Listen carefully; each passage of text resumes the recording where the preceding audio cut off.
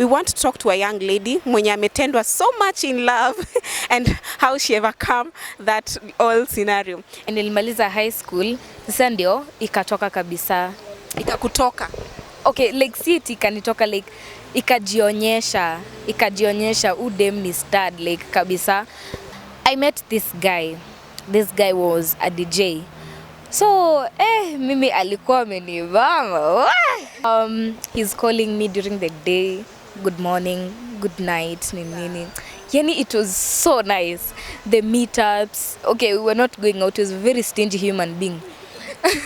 So, something came to my mind. Endo uchukue nini test kit. Nikaenda nikanunua test kit and it tested positive. Telling the guy hakuruka ball but alisema nitoe. Ya pili, shit is getting worse. Like the bleeding inaendelea increase, and making matters worse, I can see pieces of meat hapo. I still lost my kid. Ndio, I'm too young to have a kid, but imeandikwa wapi that you cannot have a kid na ushamaliza form 4?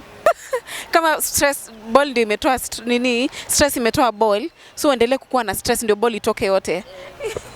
This guy was stupid as hell, manze. Yeah, pipe to karod started korogaring in there, so you can feel shit, you can really feel things. Na alikuwa ameniekelea dawa hapa chini ya ulimi, hiyo inafaa kufunguanisha whatever. I don't even understand what I'm talking about. So nigangalia that thing and I am imagining this could be my baby boy who had a bright future. I could be the best mom in the world. He told me, sikuwa nataka mtoi wako because you're stupid and childish. That thing broke me.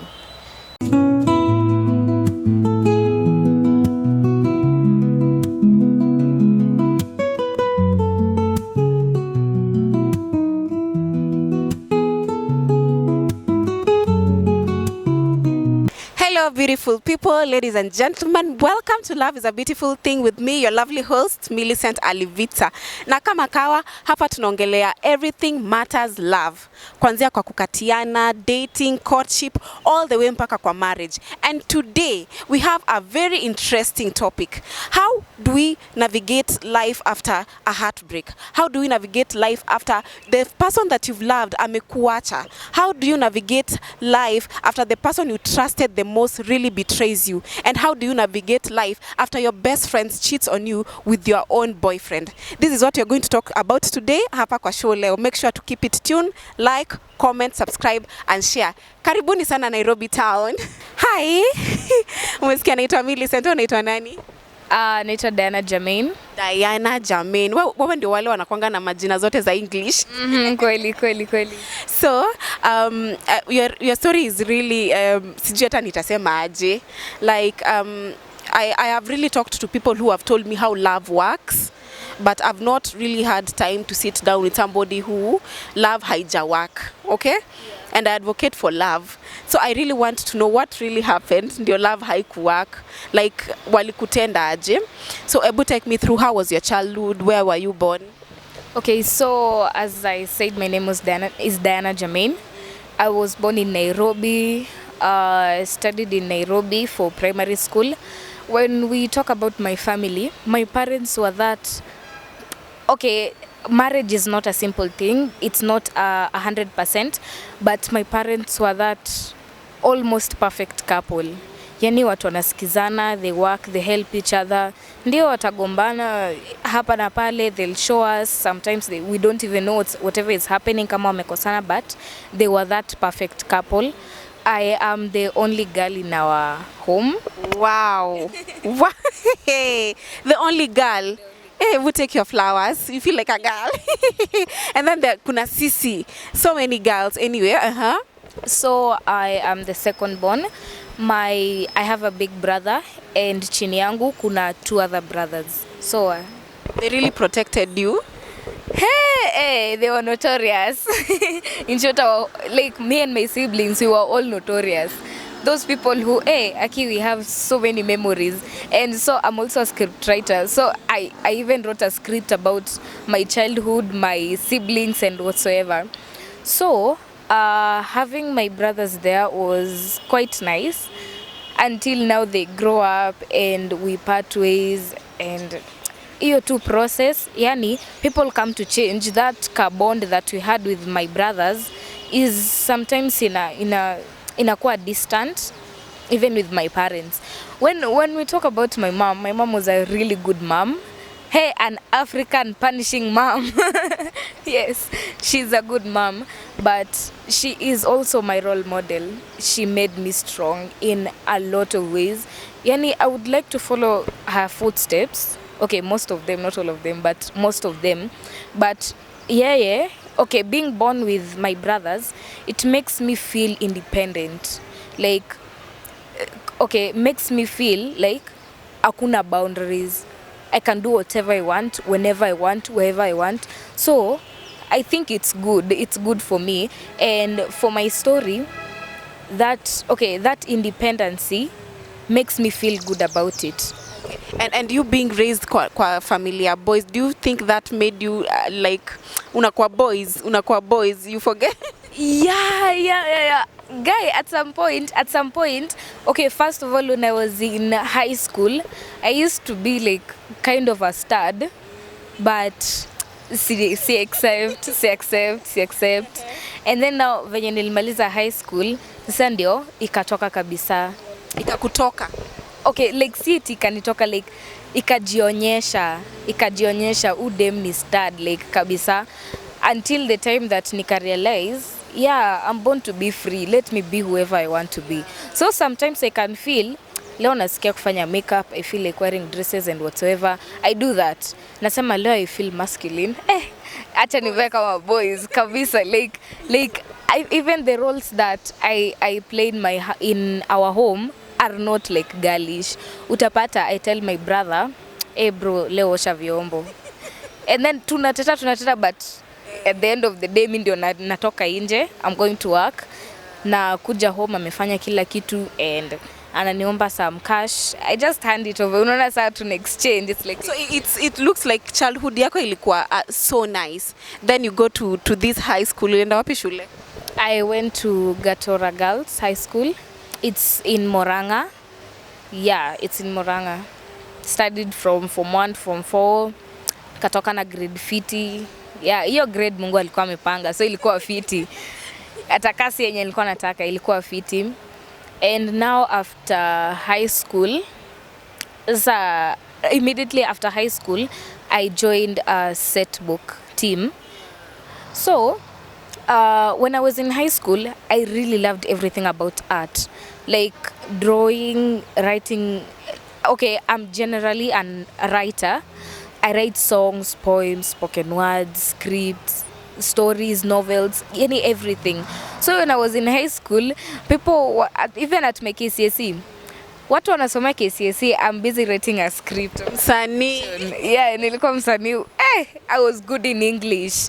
And I still am. I was good in English and Swahili. Yeah, languages and CRE was my thing. So there are these guys who set books. They used to come to our school and they would act for us. I really enjoyed them. Wait. You really enjoyed them, ama you really enjoyed the show? Them. Okay, their art. Unatupeleka mbio. So we know we want to get to where you find this guy. So it eventually starts from them coming to school, okay? Okay. So nikabambika. There was this time that nilichukuanga namba yake. Okay, this is not the actual story, but nimesonga nyuma kiasi. So I met this guy. This guy was a DJ. So mimi alikuwa amenivama. And then he was that romantic on stage. Alikuwa after the whole whatever, you cannot even study. You're just with that blossoms of the savannah. I'm just reading the lines he was saying. That guy finished me, manze. So I got his number, and after Form 4, we started dating. Okay, I'm not sure even if it was dating. It was so stupid. It wasn't even dating. So there was this group that came to our school, our last show. This group after wamekuja, I went to the producer, nikachukua namba yake, and right after form 4 nika join the set books. So being the only girl kwetu, my parents were not that sure if it was the right thing for me to do. Yani nimetoka shule, I don't know anything about this world, the wildness inside of everything. And so they were not sure. So it was like a fight. I want sitaki kwenda kukaa ushago until September niingie campus. Sitaki kuingia kwenda ushago, and my parents want me niende ushago. Ikakuwa vita until wakasema kenye itafanyika. She's 18, she knows what is right and what is wrong. Nika join the group. I went for rehearsals, nikaenda 2 shows. I can't say it was 100%, but at least still inside there could grow in this valley of art. So last year, I think it was April, but I'm not sure. Last year, tuko na group ya set book. We are talking about just everything. Sometimes wase wanaulizia show hapo nini. Everything about art is just presented there.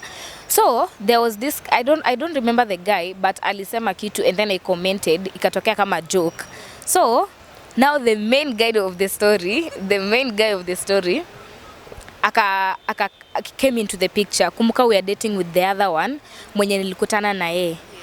So we became friends, and then I told him, I'm in a relationship but it's a bit toxic. Akaniuliza aje. Nikamwambia the guy is not talking to me. The guy like, na mimi nikiteta, I want the attention, but mimi nikiteta anasema nateta, like I'm the one who is toxic here. So hiyo kitu ikanibo. Ikabidi tumeachana na this other guy because of him and the other. Yani I don't even. That was so fast. Yes, so fast. In fact, that time I was in Taveta. Was it Taveta or Voi? I can't even remember. Taveta or Voi hapo. Tulikuwa tumeenda kuona my great grandma. She was very ill. Na tulikuwa tumeenda kumuona ile, it's a Kamba ritual kupeana blessings. Sijui maziwa and whatever. It was nasty. So yani the night that tulifika hivi, our family and my brothers and my mom and dad venye tulifika that place, then that night ndio niliachana na huyu, and that night is the one yani hivi going in coming back to back manze, back to back teke. So tukaanza hapo kudate, started dating. Mapenzi ilikuwa tamu. The first month was perfect. Yani everything I always wanted was attention. Kumbuka I'm a daddy's girl. Home napata attention. Why doesn't this guy give me the attention? So I'm getting all the attention na the first month. Kumbuka I'm fresh from high school. I don't know nini much about love. So I'm like, this is too much manze. Hii mapenzi ni tamu. He's calling me during the day. How are you, babe? Umekula, eat for me. Eat. And I'm that person mwenye chakula hatusikizanangi. So, umekula? Hapana. Guy, kula. It was so nice. And then he's calling me during the day. Good morning, good night, nini. Yani it was so nice. The meetups. Okay, we were not going out. He was a very stingy human being. But still the attention top notch manzi. It was so nice until the second month. I can't say it was good. Like sasa hapo tunaanza kukosana juu ya vitu za ujinga. He's trying to prove himself right. So there was this day tulikuwa tunafaa kukutana tao. Alikuwa anafaa kuniletea some scripts nipeleke place tunafanyia rehearsal. So okay, tulikuwa tunachat kwa simu, akaniambia usichelewe, nikamwambia mimi ni mkuu, hata nikichelewa utanifuata. Sikuwa najua nitachelewa. So nikafika hapa BS, and then I was like, sijui was it 20 ama 30 minutes late. The guy was furious, like ile hasira unasema guy for that small thing, yani kuchelewa tu. And then the guy kanirushia script and then ametoka. Remembering nimekaa kwa nyumba, nilichelewa looking for the best clothes I can wear. I was late for you. I was late for you. Bro, I was late for you. I was looking for navaa hivi, hapana nakaa waiter. Nakaa hivi. Hapana, this is not perfect. Until nikavaa ka short flani and I have a tattoo in my thigh. So, I wanted him to see that tattoo. Hey, nimevaa ka blouse flani. Unajua the boobs. So, nimevaa too smart. I did makeup. Si mingi, sile shouting, but at least makeup. Nikeka edges, ataka I'm not perfect with them, nikeka edges. Shimo zote za masikio, nikeka earrings. Yani, I wanted to look perfect for him. Nimechelewa, lakini bro mimi nafika hivi stage, ananirushia script alafu anaenda. Ushisikia liko kwa katikati ya watu, umekosa nguvu hata kumove, nasikia kulia. Unashindwa uanze wapi? Breathe in, breathe out. Nikasema, do you strong. Nikaenda stage. The place was, I can't even remember when tulikuwa tunafanya rehearsal. It was early last year. So venye nilifika kwa gari, the guy called me. Akaniambia ushafika kwa gari, nikamwambia nishafika. Akasema sawa. Hiyo kitu nimeshinda nikafikiria, ikanisumbua. Yani kuchelewa, I was being late for you, manze. I wanted to look good for you. So, after kurudi home, nikasema sitamuongelesha. The guy called me a couple of times until the time nikapik. Akaniuliza mbona uniongelesha. Nikamuuliza, was that the best way to react hata kama you are angry? Akaniambia, nilikwambia usichelewe, ukasema wewe ni mkusi, ndio? Ayaona sasa umechelewa. Nikamwambia that you should remember one thing. I am a lady. We are emotional. I get mad so fast. Mimi si rafiki yako mwenye amechelewa, you can just like unirushie tu shit zangu alafu uende. I was so mad. Akaniambia sijui kuna deal fulani, sijui ya job alikuwa anangoja. Nikamwambia si ungeniambia basi, ungeniambia uachie mse hapa BS kuna kwangana lu fulani. Uachie mse wa lu hapo, you just go. Akaniambia niachie vitu zako, ungeniambia, you could just have told me. Unaona, afadhali couldn't even done the makeup. I couldn't, and I'm not even good at makeup. So ile kuvuta nilivuta. Nafanya hapa, this is not perfect, navuta. Ungeniambia, like you could have told me you had other places to go. Afadhali I can try to keep my time. Ama nikupe any other alternative. So the guy kiburi iko juu, hawezi apologize. And mimi najua ukinikosea ukose ku apologize, tuko pabaya. Tukaendelea kuargue. I'm telling him, just apologize for the way you reacted.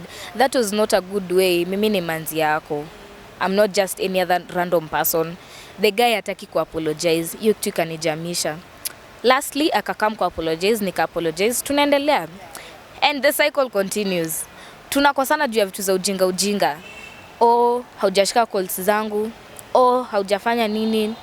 But kuna kale ako ka attention kanilibeba. The attention inilibeba. So I am so close to my mom, like really close.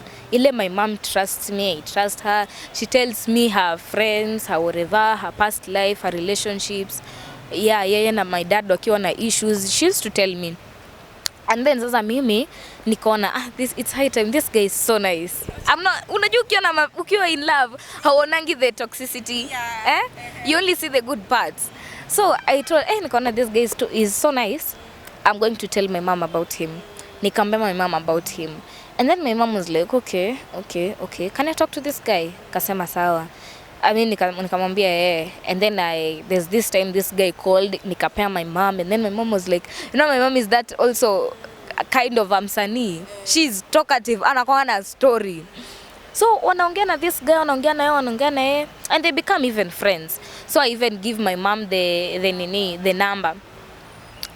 I don't know if they used to talk, Missy Jui, but that hiyo nayo Missy Jui. So time comes, tunaendelea tu with the love, with the whatevers, the meetups. So I remember there was this time that nilikuwa natoka show. pia alikuwa anatoka show, tukamit Tao. Kumit Tao, bro akanipeleka akanibaia chipo. And then now amenibaya chipo. It was, I don't think even ilikuwa imepita 200. Bro was bragging about it. Ati sasa nimekupeleka out. Hiyo ndio out. He was trying, gosh, Diana, he was trying. No, the issue was not that he was not trying. The issue was mbono ubrag. Like every time usiseme chali yako aje kupeleka out, usiseme.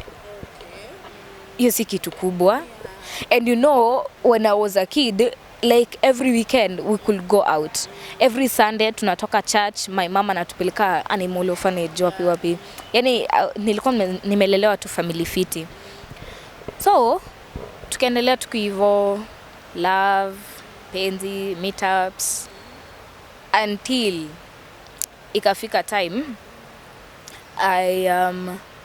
sasa si tunaendelea tuna hizo meetups. So I remember it was August I had a show. Nikapatanga my first show yangu sasa yangu ya set book. I am the marketer, I'm the one paying others. Hey, it was nice. See, he's my boyfriend. Lazima nimu-include kwa hii story. So, pia akaongea na mwalimu ni nini, so we decided for that show tutenda pamoja, we will be like the marketers, although he did nothing. So tunaenda huko, nikamwambia juu ilikusha go kwetu like the last stage ndio sasa uingie kwa boma, nikamwambia let me go see my mom. Mama alikuwa ame-prepare something for us. So mimi nimeenda kuona my mom na story mingi, tukakawia kiasi, but nikitoka I told him usiende kuona walimu, juu ndio wanafaa kutulipa, usiende kuona walimu, I'm the marketer, mimi ndio nilikuja huku. Kama ni kwenda tutaenda sisi sote, juu kuna venye tulikuwa tumeongea, na hata kama mlikuwa mmeagree on a specific amount of money, wanaweza ongeza kiasi by chance ukiongea na wao vizuri.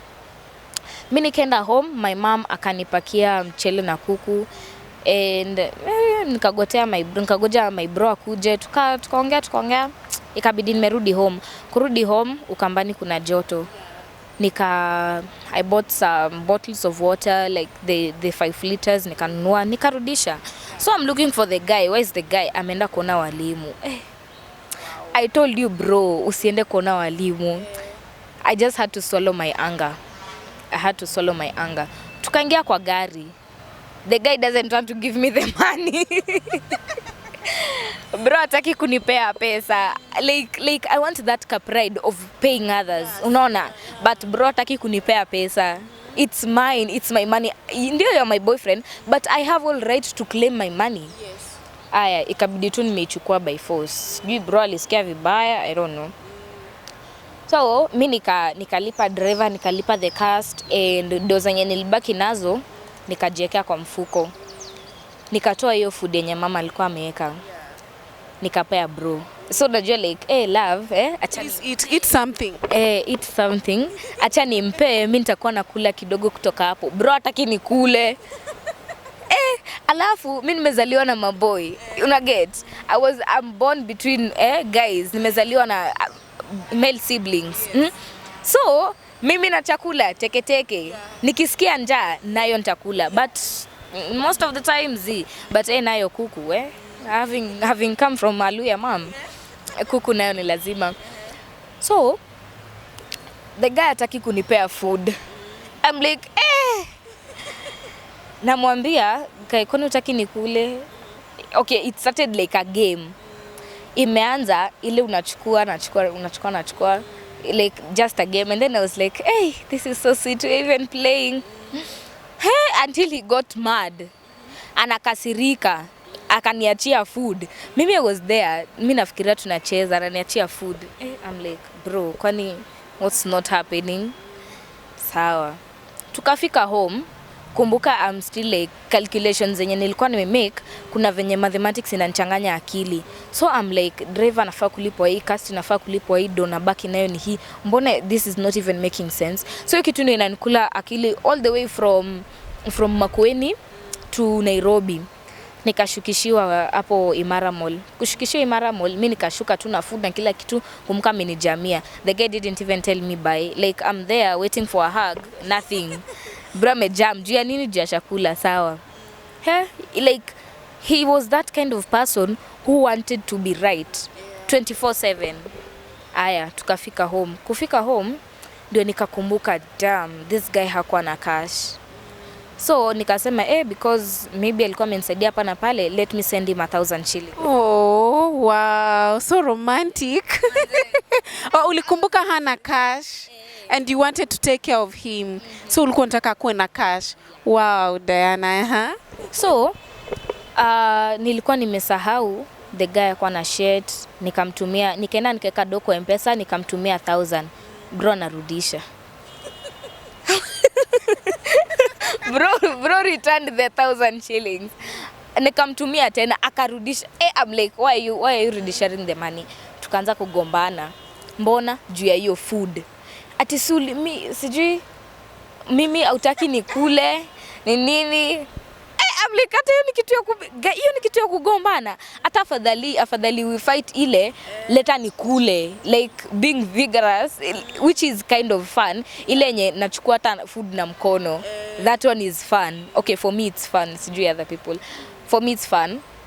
So the next day nilikuwa na sasa show generally yetu. So nimeenda kupiga show, I'm like sad, he didn't even call me, he didn't even tell me good night. Yani him talking to me determined my happiness. It was that bad. And nikakam akanishow eti nilidhani umekula home. Mbona unakuja kula food yangu? So the whole time you're arguing about food, really? Imagine, we're arguing about food. I'm trying to tell him, ini kitu ya ufala kuargue about. The guy is just there. And then I was like, I'm dating a child who is childish than me. And I'm the one who is always childish in everything.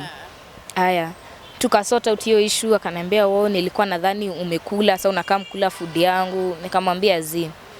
He even complained that alikuwa anarudisha hiyo do juu nilikuwa nimemsahau. Nikamwambia sikuwa nimekusahau. Ni vile hiyo shit yote ya do hiyo mathematics ilikuwa inanipea tashishi kiasi. So I couldn't even think outside the box. Ndio maana nilifika home nikakutumia hiyo key.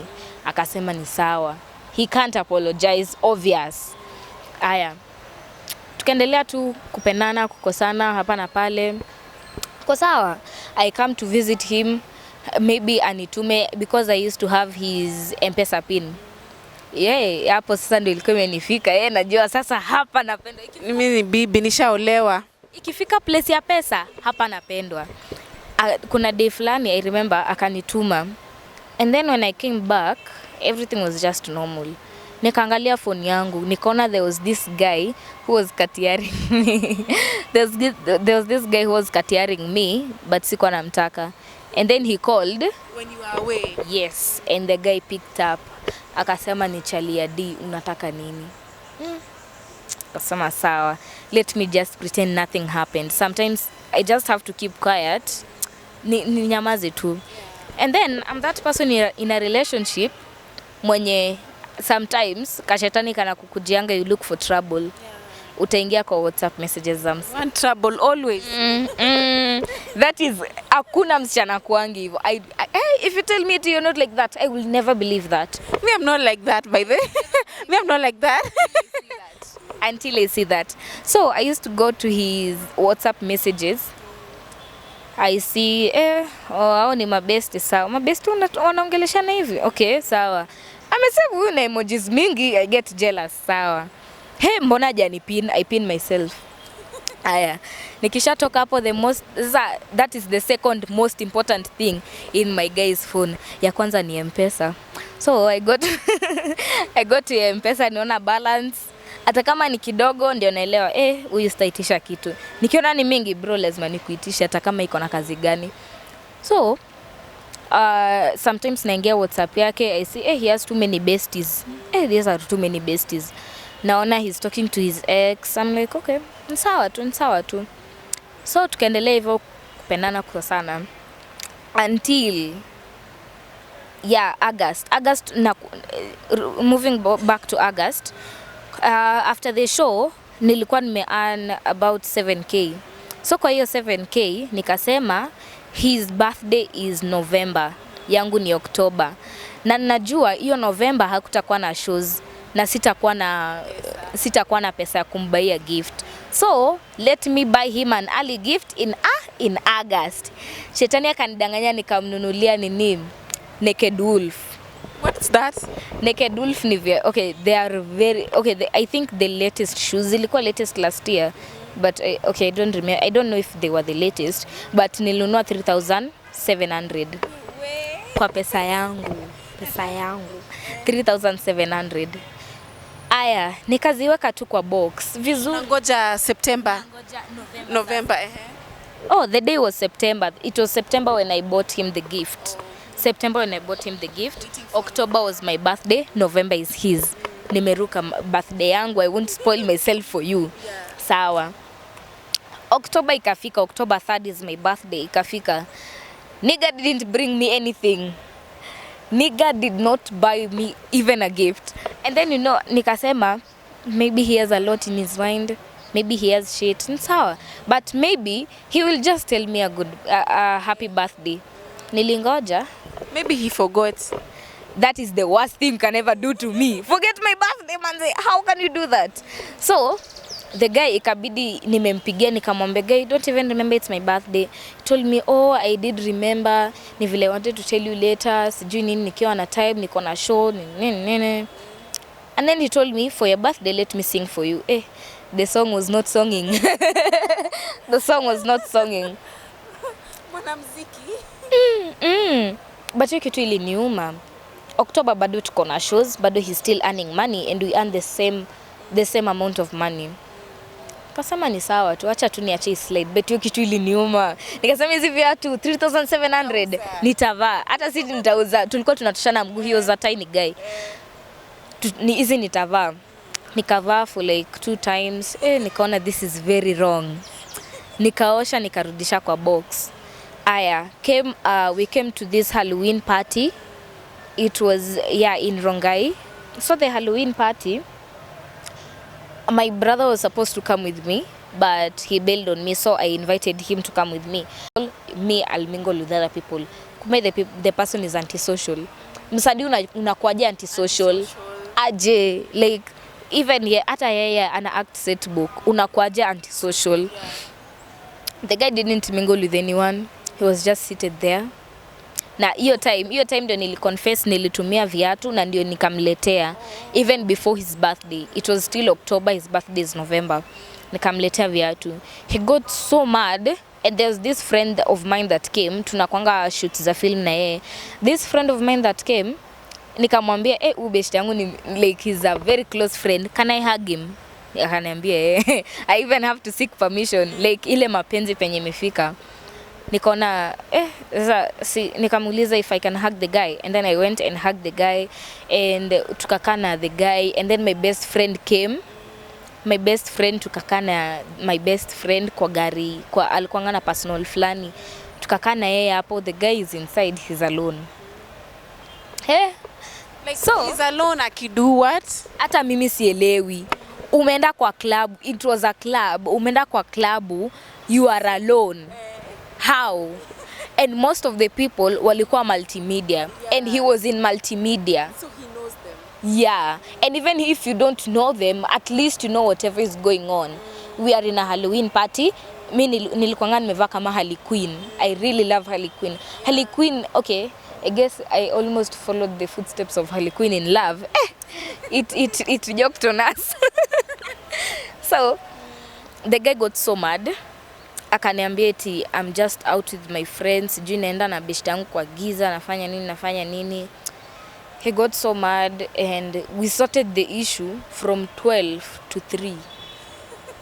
From moving back and forth. I get mad, naenda kwanza, na cool down, narudi. I love this guy, tuwezikosana na this guy. Naenda narudi until tukamalizana. And then tukalala kwa another friend of mine. Me and him tulikadol place flani. It was so nice. Tulikadol place flani, and my best friend and this other friend of mine wakalala kwa bed. So the next day kafika, tukaenda home, he went to the shoes. That was the last time I showed the shoes. Yes, I do. That was the last time I saw the shoes. So, kumbe hiyo October, our last meetup, like private and whatever, I didn't know I was pregnant. Sikuwa najua niko. Whoa, here we go. Gosh, did you hear that? Naam. So, mimi sikuwa najua niko na bole umsi. Kafika November. My full moon is not coming. I'm waiting for it. Nashindwa rada. And then all of a sudden, nikaanza kunyesha. Nikafurahi Mungu ni nani. Yeah. But sasa the period was not like a period. Nikashindwa what the fuck is happening. Nikaenda hosi. Wakaniambia, kama unanyesha it's okay, imechelewa. Have you ever done any contraceptive and whatever? Kwambia sijaitumia hivyo. Sijaitumia those things. So something came to my mind, enda uchukue test kit. Nikaenda nikanunua test kit and it tested positive. So it's my first time even using a test kit. Tested positive. Na kwa mama nililia, guy. Nililia, like I cried. I don't even know why. I cried. I'm trying to explain to him, bro is not getting shit. Remembering my dad anafanya like ni mwalimu kwa shule kubwa iko outside the South Sea. My mom is a respected person. My dad is a respected person. My brother ko campus. My bros ko huku. They are just that almost perfect family. Unaona? And then ndio huyo nimepata ball. Hiyo kitu ilikuwa imenishtusha like my heart was my heart was not there. So me telling the guy hakuruka ball but alisema nitoe. Alisema ni abort. Nikamwambia God forbid. I am working. I'm not earning a lot. I can't say hata inaweza pita 15,000 a month. But I will take care of my kid. Why? It's mine. It is inside of me. I will not kill. The guy akani connect na dem mwingine. Dem alikuwa pia na ball. One of his many besties. Dem alikuwa na ball. So anatumia dem kuniconvince nitoe ball juu dem pia alikuwa anafikiria kutoa. But the girl akaniambia his guy amesema wasitoe. Although anakosana dem amedecide hatatoa. So his plan backfired. Instead of the girl convincing me nitoe ball, the girl convinced me niweke. But mbona niko na ball na nanyesha? A miscarriage. Miscarriage sijui imetoka wapi. I don't even know what a miscarriage is. Nikaenda hosi. Wakaniambia there are two things. It's either I save the kid or I let the kid die. And letting the kid die is not part of me. Nikasema I will save the kid. The drugs are expensive but at least I will try. Guy bado anaendelea toa ball. Mi mtoi simtaki. Like I'm not ready nini. Nikamwambia mi sitoi ball. Tukakosana. I'm calling him. I'm crying. Like niko tu pabaya. I'm depressed. Najibu my dad vibaya. Najibu my bro vibaya. I'm so depressed. Nataka kutoa ball. As in sitaki kutoa ball. Bro anataka nitoe ball. Na okay. Otherwise kama ningetoa kama ningemsaidia mtu huyo atoke ningebaki na hiyo guilt. But if I had the chance to save the kid, at least ninge feel too fiti. At least ninge feel fiti. So ikafika was it December holiday. It was kumbuka it was hapo October November. So November shule zimefungwa na shule zikifungwa we usually go to see my mom. Anafanyanga kazi ushago. So nikaenda kuona my mom. Kuona my mom, I'm still bleeding. So nikafika nini ushago and then I told my mom, mom mimi nanyesha. And you know like we talk to my mom that we are very close to my mom. So venye tunaongeleanga even our monthly periods we are usually so close. So ananiambia mimi hata ndio nimemaliza wewe ndio unaanza ni sawa. Akanipea pads. Nilikuwa na packet nyingine. So nilikuwa na packet 2. Naendelea kutumia wiki ya kwanza imepita. Ya kwanza it was just like spotting. Wiki ya pili, shit is getting worse. Like the bleeding inaendelea increase, and making matters worse, I can see pieces of meat hapo, the blood clots and whatsoever. So he's trying his best, hata yeye anajaribu venye neza toa mtoi. Mimi I'm crying for myself. Penye mefika, I know the kid already ameband, the kid ameband. So he's trying his best to find out an easier way. He's like, oh, sujaribu majani, oh, sujaribu this, ujaribu that. Namwambia bro, it's not about kujaribu, it's about even me. Unataka nikunywe hiyo majani, will I survive? Mto yangu ndio amekufa, I have to accept, but will I survive? So I came to know this doctor. The doctor sasa ndio alikuwa ananicall,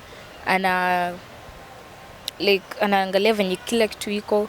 He's like asking me what's the color of the blood, whatever is going on ni nini. So and this whole time your mom doesn't know? She doesn't know.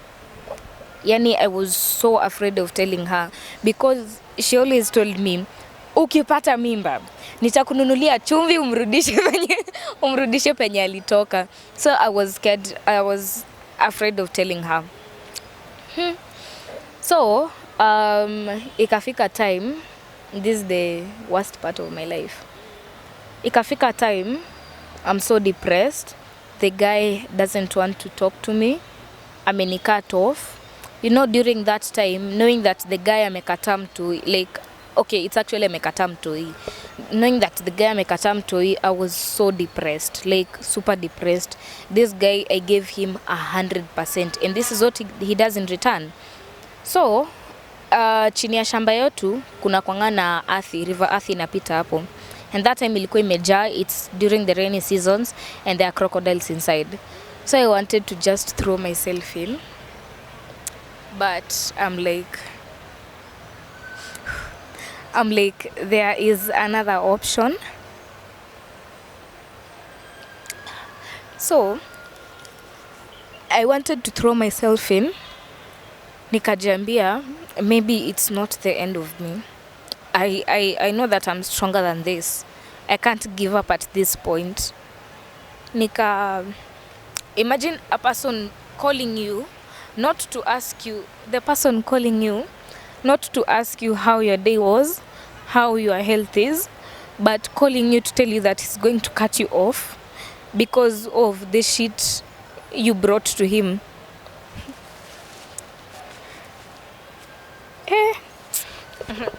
So at that point, I cannot be lovey-dovey to him. I cannot call him babe. I cannot do all that loving shit. So at that time, mimi ni kumtusi. Like, bro, fuck you. What the fuck are you doing? Like, I gave you 100%. This is what you do in return. Ananiambia, oh, sasa tuafanye hivi, ulijipeleka ushago. Nikamwambia mimi nisakie fair ni rudi. Nisakie fair. I'm losing a lot of blood. I can't tell my mom. I cannot eat. I'm so depressed. Like, I cannot even sleep. Matters became worse. Ikabidi tu, for my peace, let me block that guy, let me delete the text. Let me now start looking for money. Natafuta loan. Naanza kutafuta loan from friends. No one has any. Okay, most of my friends ni wa set book. During that time, shule zimefungwa so hakuna job. So I'm asking my friends, do you have any cash you lend me? Wananiambia say don't have any cash. Ikafika time, nimeishiwa na pads. I have no way of holding the blood, the bleeding, the almost dead kid. And I can't ask my mom. I can't ask my mom for money. Hata kama naweza kuwa na do, nini iko mbali, duka ziko mbali. So nikienda ataanza kuuliza nilikuwa wapi, na ita cause vitu zingine. So I can't go.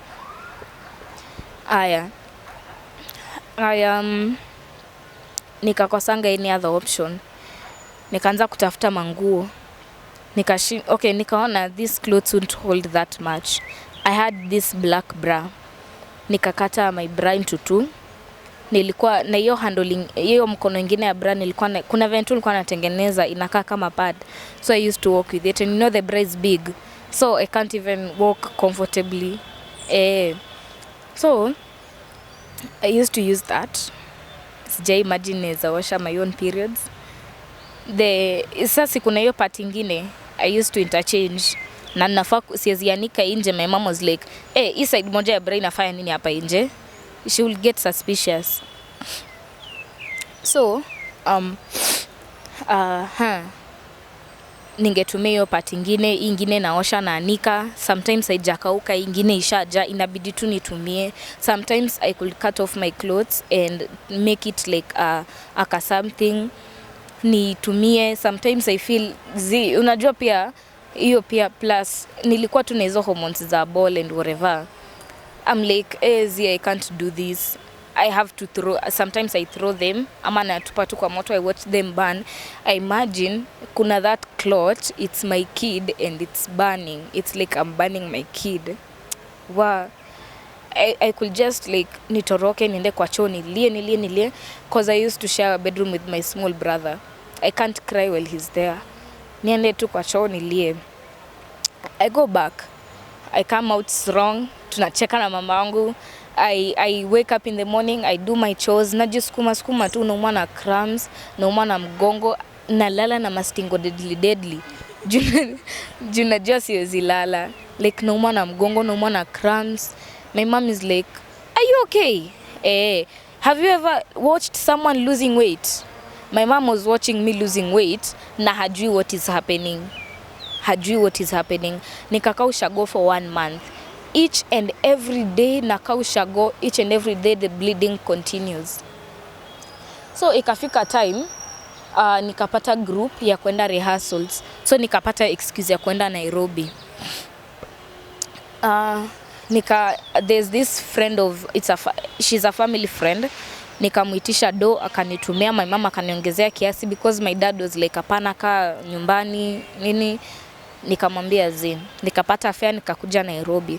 Hukuja Nairobi tukafika, I don't know it's Imali ama Matu, I can't remember. Tukafika Imali, I don't know what happened. The left part of my body totally died. I cannot move. I really don't, up to date I really don't know what happened. Like my heart is kimbiaring, roho yangu inakimbia. My breathing is not normal. Nikasema maybe it's because I'm hungry. Nimekula tu breakfast and it's almost saa 10. Nikanunua fruits. The fruits were tasting so bad. Like they were so disgusting. Nikanunua maji. Nikasema maybe I'm thirsty. Nakunywa maji, nasikia kutapika. Nikabuy painkiller. Nothing is happening. Ndio nikaona this is getting serious. Acha nishuke gari. Kushuka gari, the guy kanirudishia the extra fare. So I'm like skummaring this other part of my body. My bag na ni mzito, imebeba, unajua madem tunabebanga a lot of clothes. Nimebeba my bag na my right hand, nasonga na my right leg. Ipati ingine imekufa. So I even looked disabled, but I'm not disabled. Some girls wakanishikilia, wakanipeleka hosi. That was where I saw God. Like I literally saw God. So my body is paining. Niko na cramps zingine hata sijai kuwa nazo, and my cramps are usually painful, but zenye nilikuwa nazo like out of this world. So mimi nikafika hapo, I cannot even sit down. Nikatoa nilikuwa nimevaa trouser fulani, ilikuwa imenishika like a high waist. Ikabidi nimeifunguanisha almost kuitoa, nimeifikisha like hapa, and nimetoa blouse, nimebaki na bra, nimelala chini because I was overheating, like niko na fever ingine hata sijui inatoka wapi. The doctor akanipea pills 2, akaniambia moja ni ya kustop the bleeding, ingine ni kama a very strong painkiller for emergencies. Nikameza, nikabaki tu hapo. So the bleeding ilikuwa ina continue hata ukikuja Nairobi? Yeah, it was still there. Uzuri, time yenye nilikuwa nakuja Nairobi, I really wanted a pad. Nilikuwa nahitaji pad sana. So kwa bahati nzuri nikapata pad 2 kwa mfuko ya my mom, kwa handbag ya my mom. Nikaiba, nikeka kwa mfuko, na nikapata line moja, nikeka kwa mfuko. My mom doesn't know anything, ndio nimetoka ushago. So so niko kwa hosi, nimelala chini, I'm crying. I called my best friend, nikampigia, he's a guy, nikamwambia akilia niko pabaya, this and this happened, this and this happened. Akaniambia tebu, like he's not even keeping account, ako job, mimi nampigia, I'm crying, I'm now to see this guy, like he's not even keeping account. Akaniambia I will call you within 20 minutes, nipe 20 minutes ndakukola, acha nitoke job. Nikamwambia ni sawa. I called this guy, nikamuuliza, do you know what I'm going through right now? Do you know niko hosi, nimejitoa nguo, like I'm almost dying.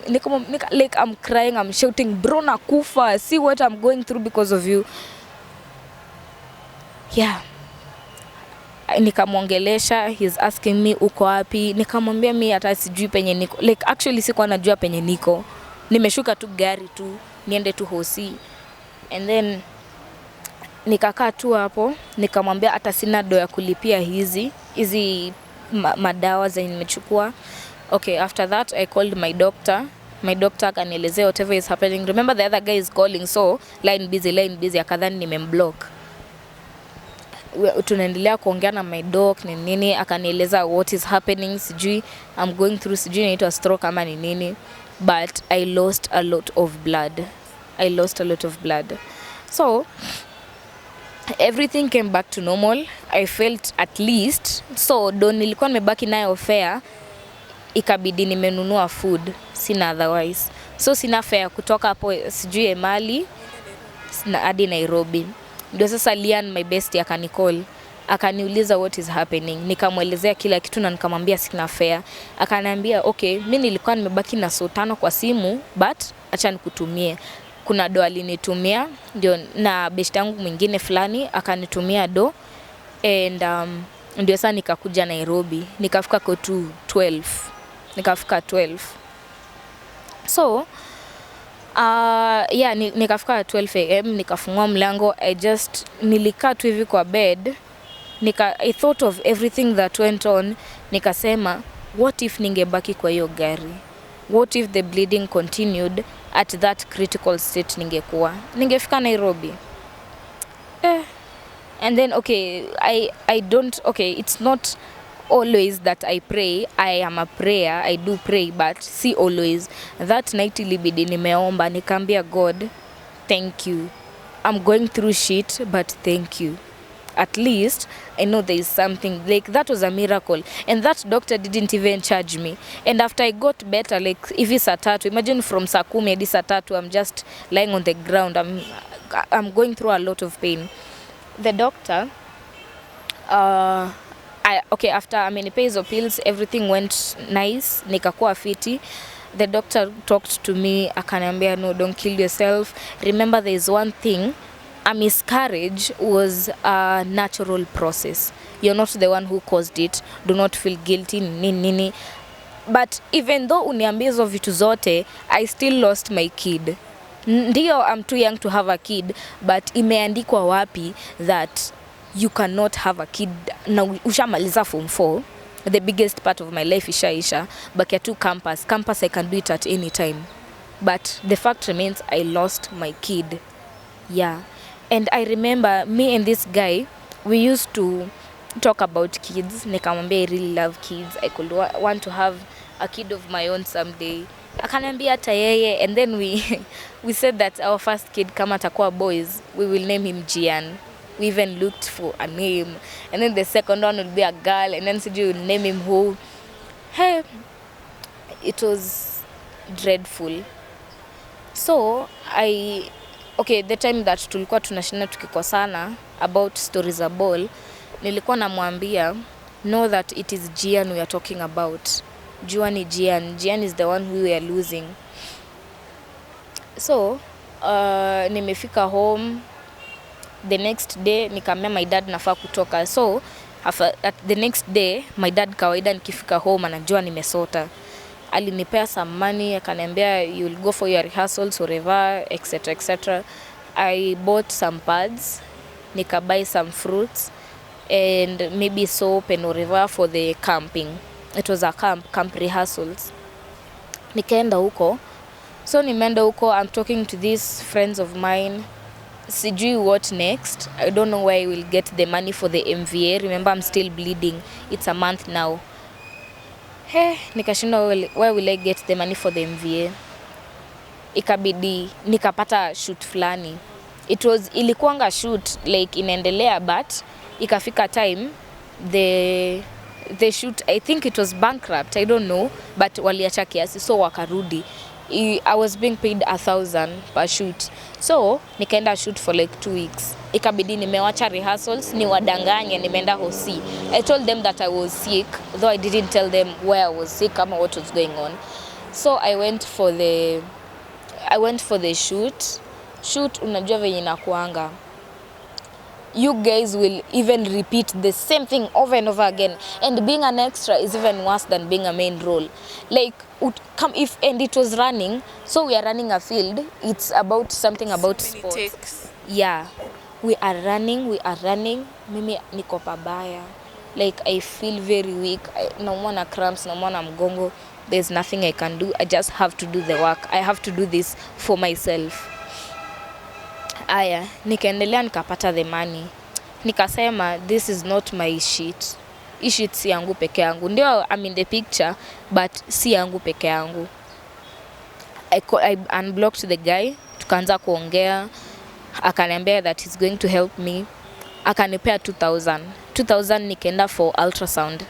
Ultrasound showed that I still have a pinch of the kid inside of me. Bado mtoto hajatoka completely. So naendelea tu na shoots. The guy, I'm telling him that I have to go for MVA, na ananiambia hapana, usiende for nini MVA, try this method. I'm telling him, bro, I have to go for a sure thing because it is my body we are talking about. Nikaulizwa mbona basi boli imetoka, nikamwambia maybe it's because of stress ndio wanga na alter shit kaizo ku happen, and then he's telling me na mbona usiendelee kuwa nayo. I'm like, what the fuck, mbona nisiendelee kuwa na stress? Wait. Kama stress ball ndio imetoa stress imetoa ball, so uendelee kukuwa na stress ndio ball itoke yote. This guy was stupid as hell, manze. Huyu mamake alitoa maradhi tumboni, usi mtoto. So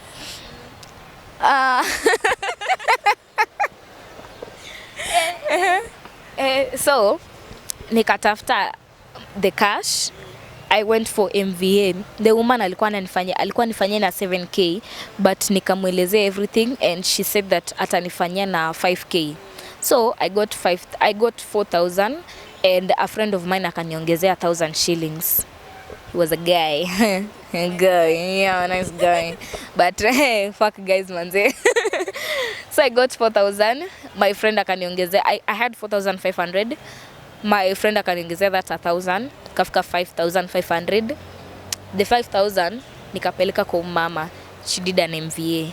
I thought an MVA was just like maybe pills, anakupea kila kitu inatoka, like abortion. I did not know it was manual. Jehovah. So the MVA process was where I cast that guy's name. It was painful. Do you know how MVA is being done? I don't even know what an MVA is. So this is what is being done.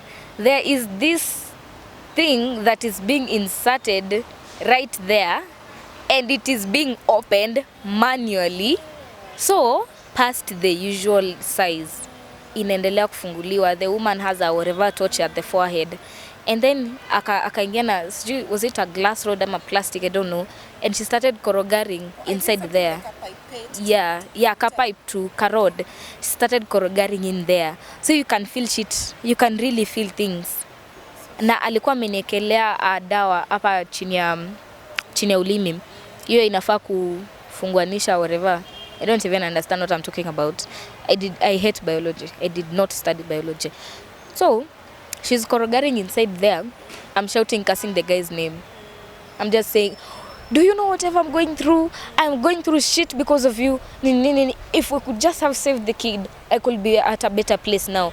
afadhali hata ningeza umtoi hiyo uchungu iko na ka gain. Hii uchungu ni gain anything, it's just making me lose more. Haya, after the clean whatever, the small piece ikabaki, and then it was, you know, a clot is like usually red, and then the woman akaekelea hapo the clot akaenda. Alikuwa ameenda kuniletea alikuwa ameenda kuleta some cottons, more cottons. I turned and looked at that meaty creature.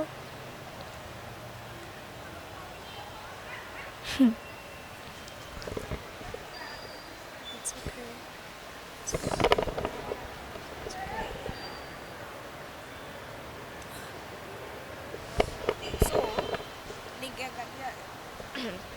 So nigangalia that thing, and I am imagining this could be my baby boy who had a bright future.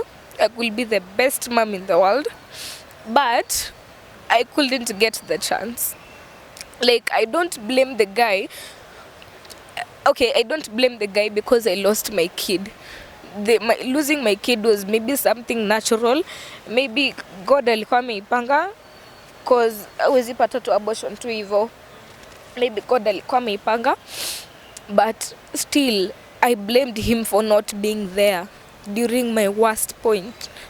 I was there for him. Bro anakosa shit.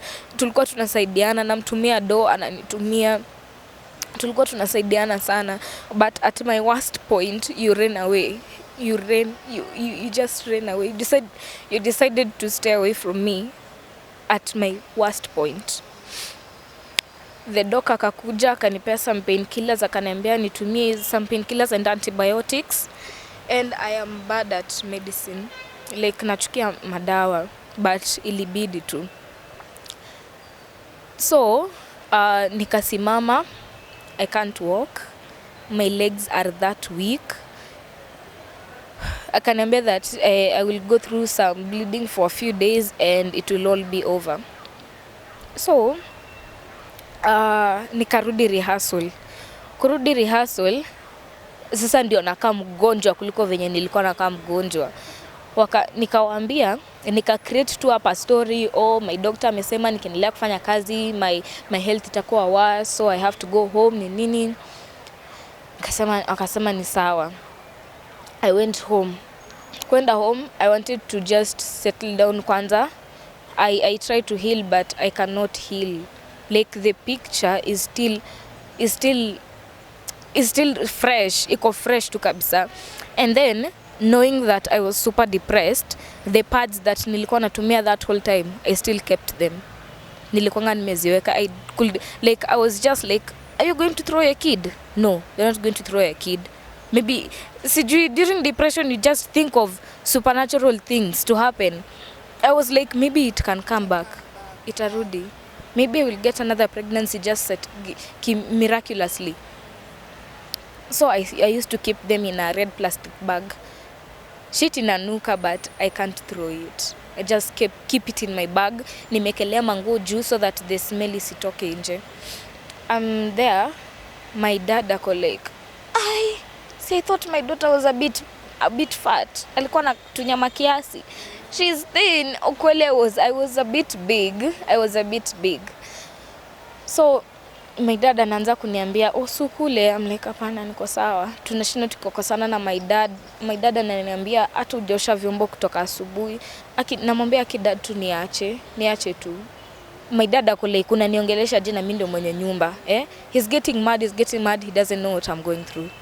My mom, tunakosana naye, he doesn't know what I'm going through. Aya. After the MVA, nika quit your rehearsals, and we had to go home for festivities.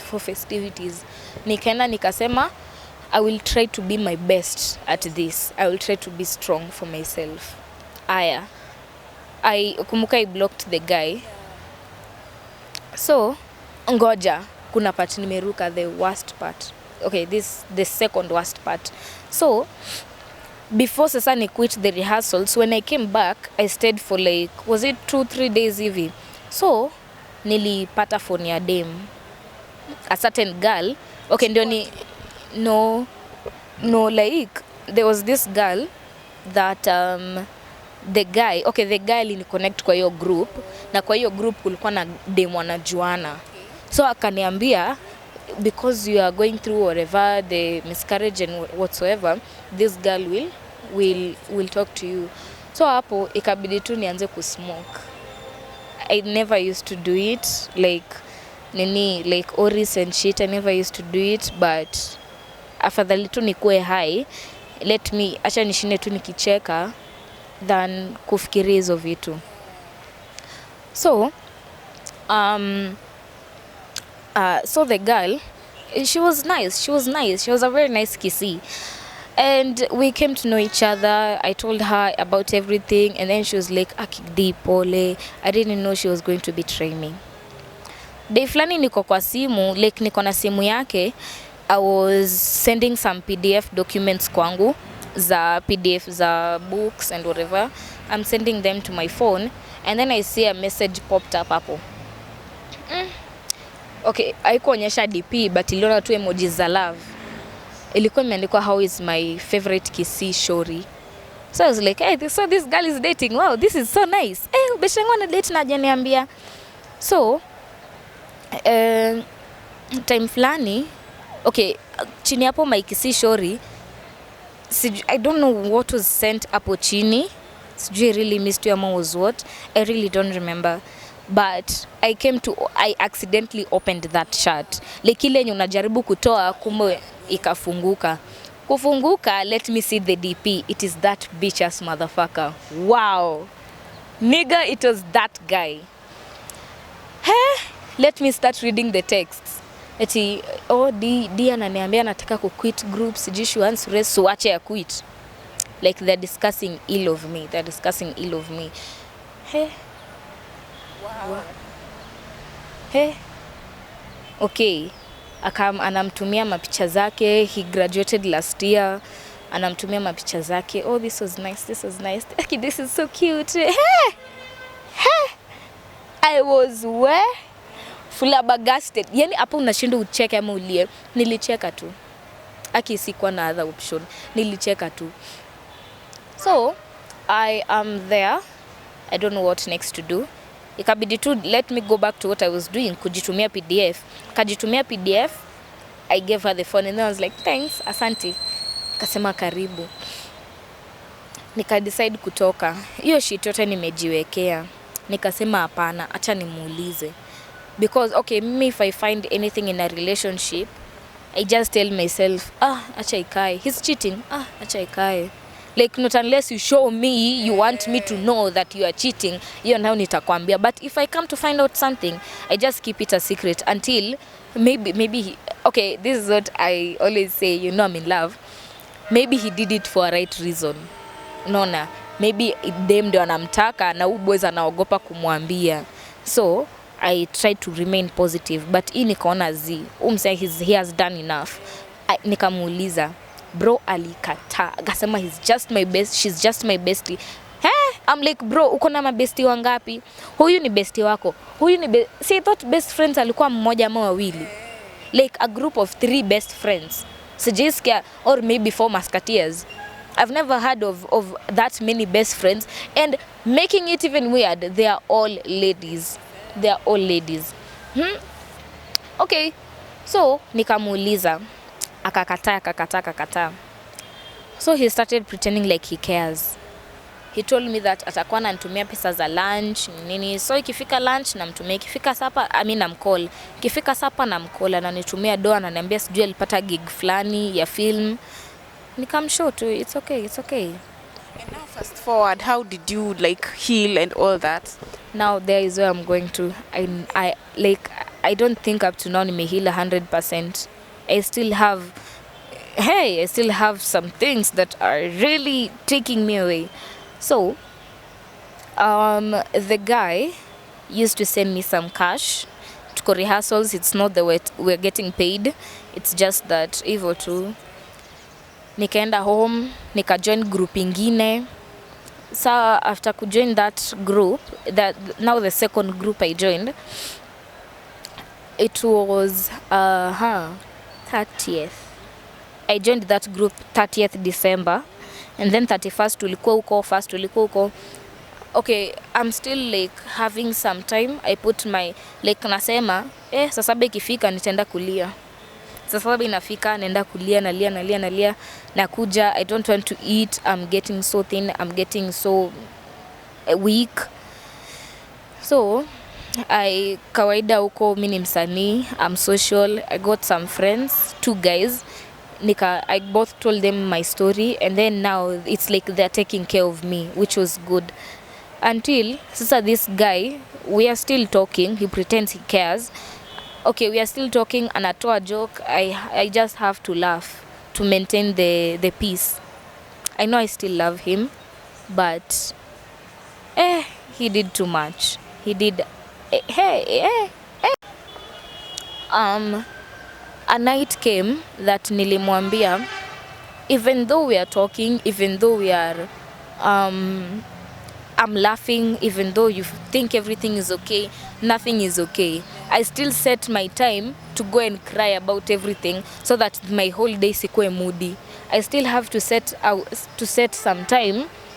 I just go through whatever happened and I have to accept it. Akaanza kuniambia si hiyo story iliisha. Nikamwambia hiyo story haiweziisha.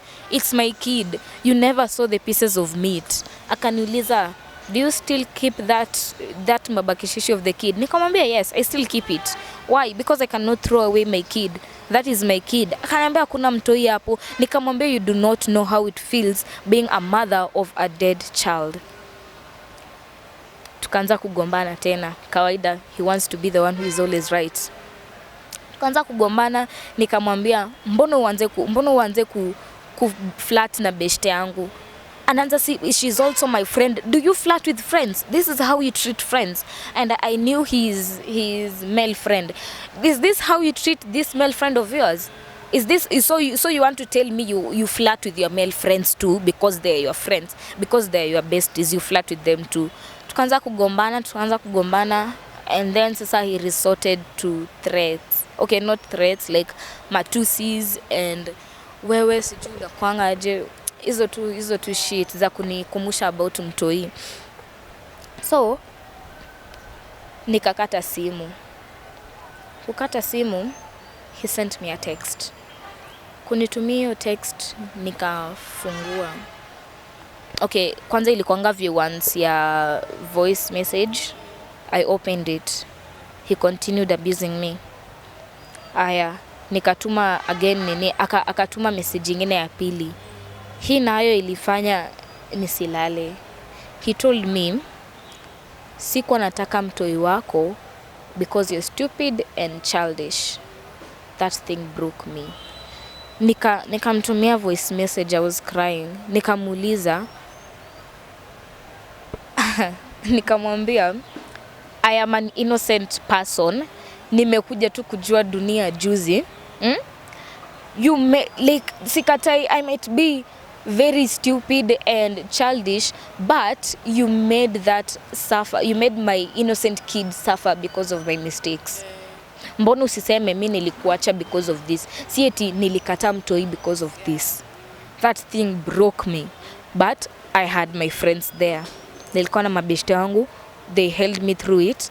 And I was looking for a very powerful mganga. Umkas. I called, kwanza nikapigia msichana wenye alikuwa na flat na that kisi shori. Nikapigia that kisi shori, nikamwambia that I read your text to this guy. I knew that you are flirting with him.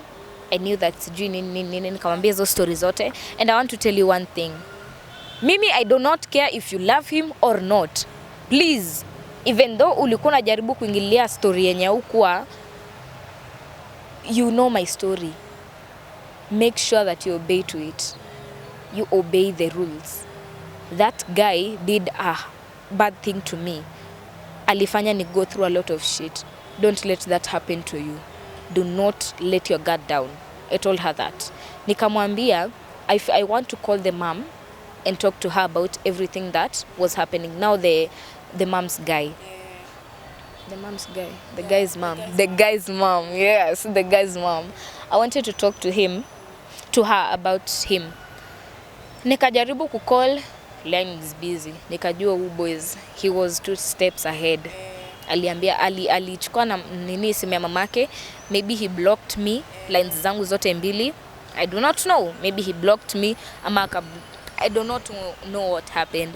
You even I could send her a text via WhatsApp na haifiki, just one katik. Kajua ni sawa. He did it again. Okay, I decided that I have gone through this much shit, it's enough for me. Acha nimblock na niendelee tu kukaa hivyo.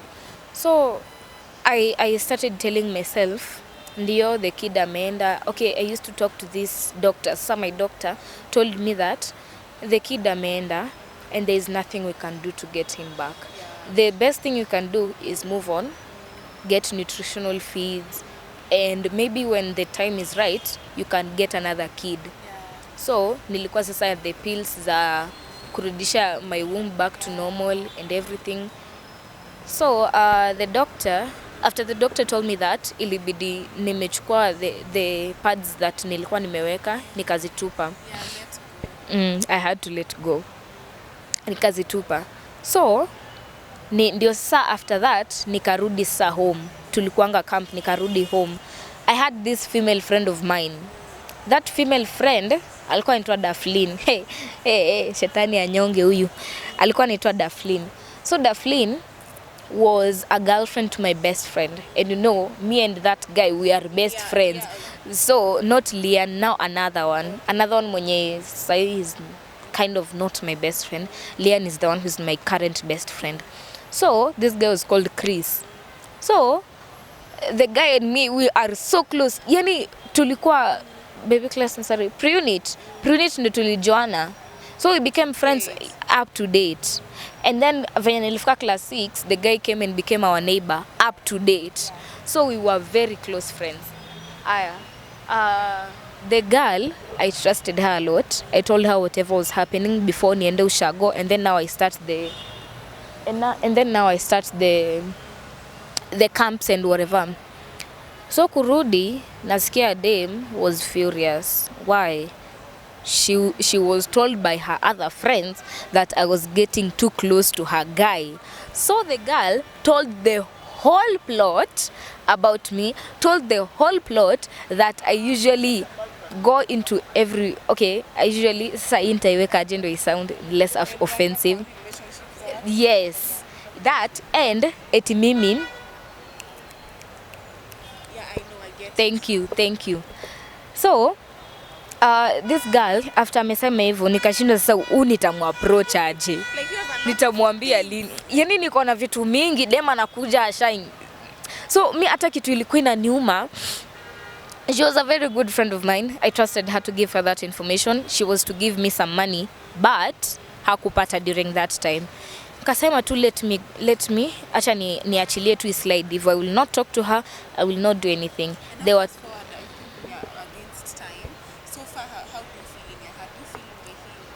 okay, I feel yes, nimeheal. So this year I saw that there was a bit of a change, but it wasn't that much of a change. Ikabidi niende therapy. I went for 3 sessions, but nothing happened. I was still that sad, crying girl, whatever. And my parents came to know about it. My mom consulted the guy. Ikabidi ni unblock ndio to sort out hizo issues. Kumunblock, bro ameleta drama zingine, vitu tu zingine zina happen, nikamblock tena. So it was block and block.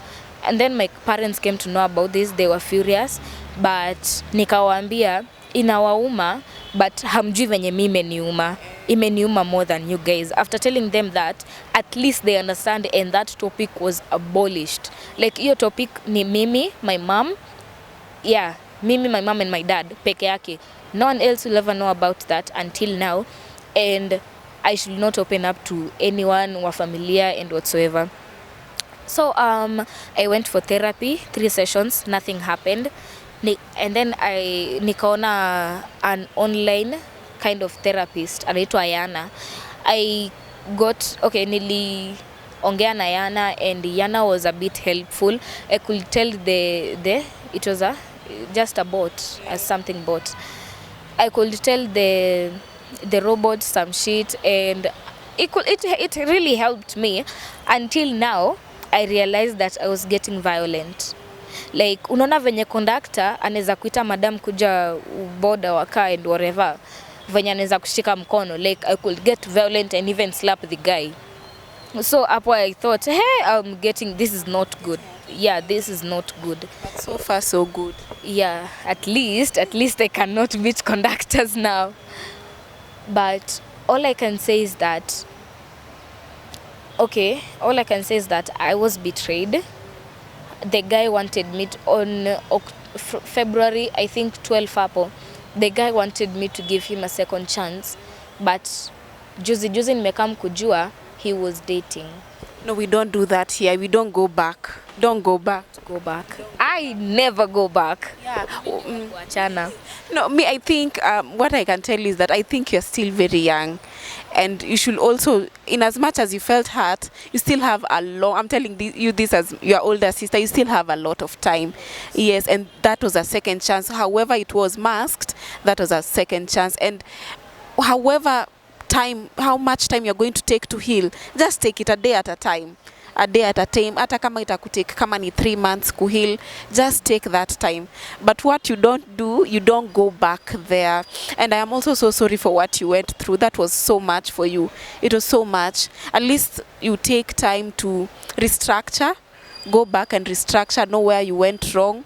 In as much as you would want to blame the other person, but also we also try to take responsibility and also forgive yourself with so much love. Forgive yourself for giving him so many chances when you still had one chance ya kumwachilia. You gave him so many chances, so it was also your wrong, but you forgive yourself with so much love. Ujipende and forgive that person. As I always say, love is a beautiful thing in all its aspects. You had so much love for, you said this, that boy that we never got to see, the baby Gian, so much love. And hata ye place yako atakuhona if you don't repeat the same mistake. Chances are if you repeat the same mistake, we'll always get the result, the same result. Okay, I wish you the very best. You're full of so much love, the way you speak, and don't let anyone like dim your light. Yeah, don't allow another person to come again akuzime light yako. If it is those shows you want to go to, if it is marketing, if it is the scripts, do them. Usiende show alafu unapatia mtu do. How do Anyway, look at that camera and uambie msichana yote yako pale nyumbani from your own story or from your own point of view, any word of advice. Okay, nimesikia there are a lot of cases that ladies are going through shit and you tend to hang yourself or do some very shitty things, but there is always a second chance. I believe that I will get my kid when the time is right, and I will get, maybe if I decide, I will get my true love one day. But all we have to do is keep on trying. There is nothing that is ever perfect, and there is always a second chance. Vile tu Diana amesema, there's always a second chance, and maybe one day we will see her beautiful, lovely kid. As I always say, love is a beautiful thing. In as much as it might hurt us sometimes, it is beautiful in all its aspects. My name is Millicent Alivita. I hope you've learned something from Diana's story. And if you are the perpetrator in this story, please ebu change. We can't be out here making ladies cry. Inayo, the purpose of all this was letting you guys know the guy. Yeah, the guy anajita Ambrose Mwangi. Yes, ama unaweza mtafuta Instagram ama TikTok at shortput. Yes, he's a very short nigger. I will never date short nigger. Now I'm going for tall niggers. Maybe they have a better heart. I hope so.